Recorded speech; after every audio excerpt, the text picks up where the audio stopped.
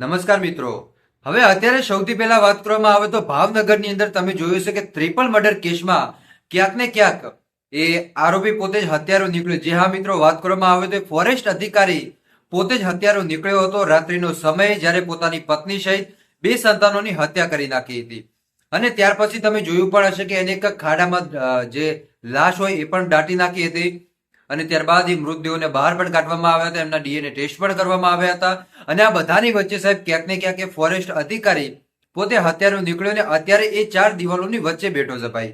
પણ આ બધાની વચ્ચે સાહેબ ક્યાંક ને ક્યાંક આ ફોરેસ્ટ અધિકારી કે જે સાચું નથી બોલી રહ્યો ને એટલા માટે જ પોલીસ સાહેબ કે જે આ શૈલેષ કાંબલાને કોર્ટમાં લઈ ગયા ને ત્યારબાદ કોર્ટમાંથી એને નોર્કો ટેસ્ટ માટે એક ઇન્જેક્શન આપવામાં આવશે. એટલે ક્યાંક ને ક્યાંક જોવા જઈએ તો હવે શૈલેષ કાંબલાનો નાર્કો ટેસ્ટ કરવામાં આવશે. ને આ નાર્કો ટેસ્ટની અંદર સાહેબ ક્યાંક ને ક્યાંક સોડિયમ થિયોપેન્ટોલ નામનું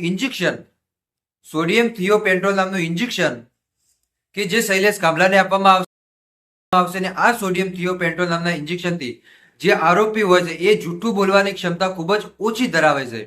એટલે કે એના મગજ ઉપર આ અસર કરવામાં આવે છે ઇન્જેક્શનથી, જેનાથી આ માણસ અર્ધ બેભાન અવસ્થામાં જતો રહે છે. ને અર્ધ બેભાન અવસ્થામાં જતો રહે ને ત્યારબાદ તે જૂઠું બોલવાની ક્ષમતા ખૂબ જ ઓછી ધરાવે છે અને સાચું બોલવાની ક્ષમતા ખૂબ જ વધારે ધરાવે છે.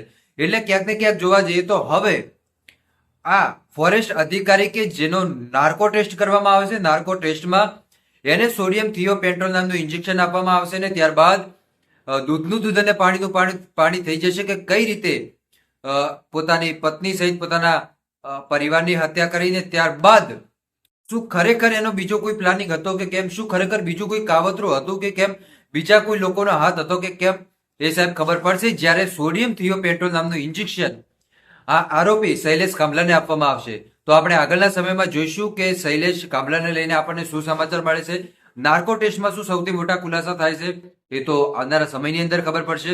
બાકી તમે શું કહેશો કમેન્ટ કરીને જરૂર બતાવજો. બાકી મળીશું આપણે નવા વિડીયોમાં નવા ટોપિક સાથે. ત્યાં સુધી બધાને જય માતાજી, જય દ્વારકાધીશ. આગળ પણ આવવાનો સપોર્ટ કરતા રહેજો. ધન્યવાદ.